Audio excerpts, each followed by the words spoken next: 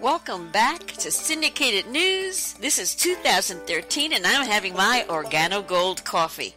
Where else are you going to get coffee that they're going to bring right to the house? You don't even have to think about shopping about it anymore. They bring it right to you and it's delicious. I love it. Anyway, I just wanted to let you know it's available.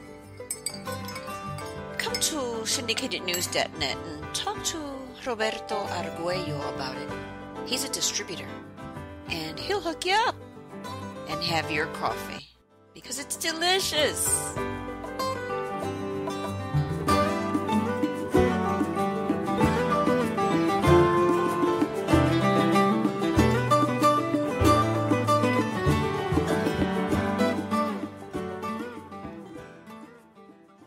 The topic at hand is that Syndicated News received notification within the last several days that they are going to be having a coming home conference here in Washington, D.C.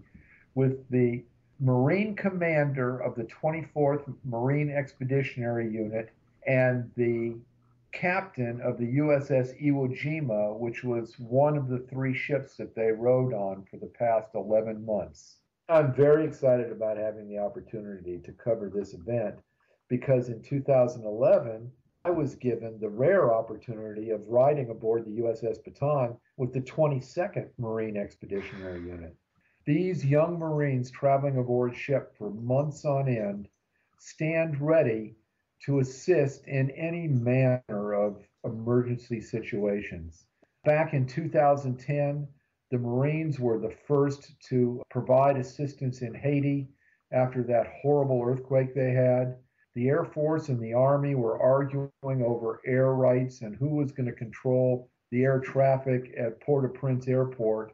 The Marines were shuttling supplies ashore faster than they could be picked up. These units, these MEUs as they're called, are vital assets to the world when it comes to emergencies. Port-au-Prince in Haiti is just one example. When there was the horrible tidal wave and then the nuclear incident at Fukushima in Japan, a MEU went out of Okinawa and went up to assist the people of Japan. When the people rose up to overthrow Muammar Gaddafi, there was a MEU offshore waiting to help them. I was fortunate to be on one of those ships that was offshore for 3 months. Our major plans were to go in and secure any chemical weapons if, for some reason, Gaddafi or any radical groups might try to gain control of those chemical weapons and use them. There's always a MEU around at sea. So because of my 3 months aboard the Baton, I am very, very excited about having the opportunity to cover this conference with the commanding officer of the 24th MEU, who has just returned, Colonel Donovan, and the captain of USS Iwo Jima, Captain Art Garcia. It's going to be very interesting talking with both these officers about their last 11 months at sea, and I will report back to Syndicated News. We always appreciate your participation and your cooperation in the Washington, D.C. area. And you do know that no one else represents syndicatednews.net in Washington, D.C. other than yourself. You know that, right? Yes, I do. There are no others. For better or worse. Always for better. So tune in on January 16th after my meeting in the afternoon to learn all about the accomplishments of the young men and women of the 24th Marine Expeditionary Unit and the sailors that support them. This is Richard Lowry reporting for syndicatednews.net. And don't forget Martini in the Morning, Mondays, here at syndicatednews.net. If you submit a contribution to Martini in the Mornings on Mondays or anytime during the week, give us your paid confirmation number. We will carry your publicity or your press release for an entire week. So sponsor a day. You can't get better advertising on the internet than Martini in the Morning. $1 an hour. What's better than that? You can't get that anywhere. For great music. It's a match made in heaven. Internet radio heaven.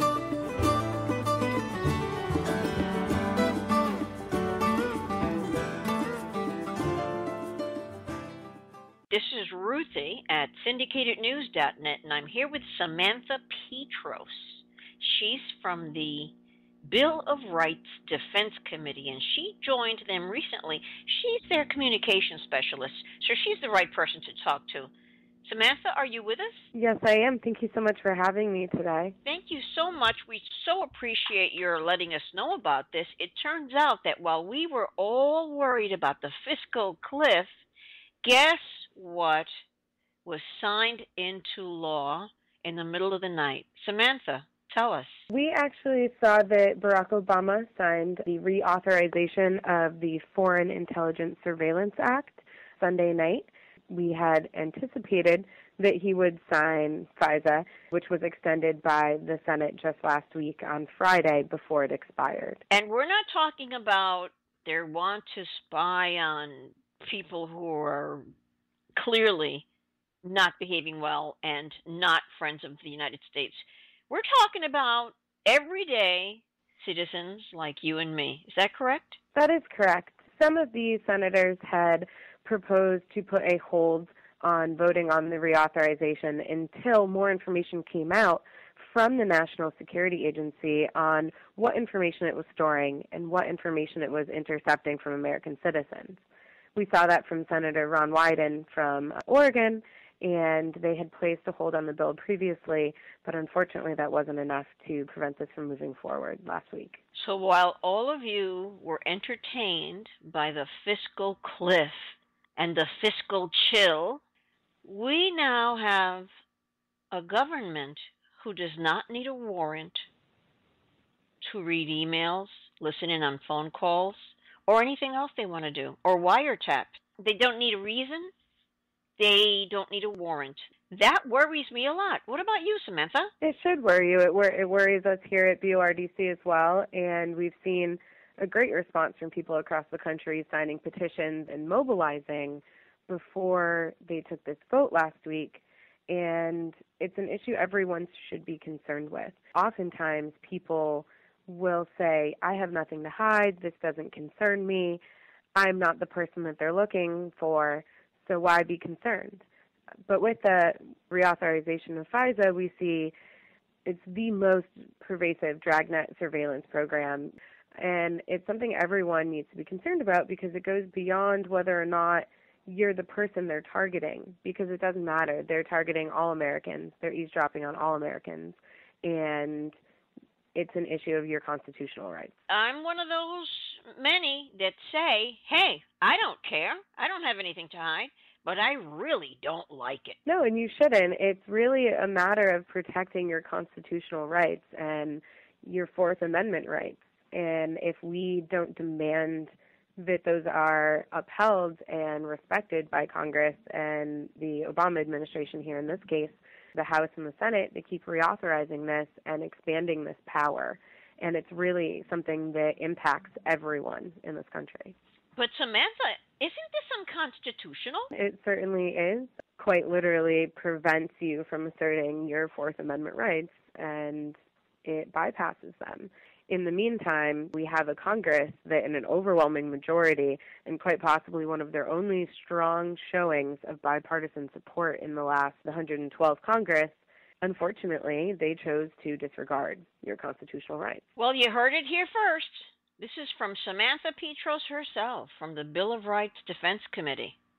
And Samantha, you will keep us informed when anything else like this goes on, won't you? Absolutely, and everyone is encouraged to follow along on our blog, which we update daily, bordc.org/blog. Thank you so much, Samantha. Thank you, and have a good day. I'm Samantha Petros from the Bill of Rights Defense Committee, and I'm here on syndicatednews.net.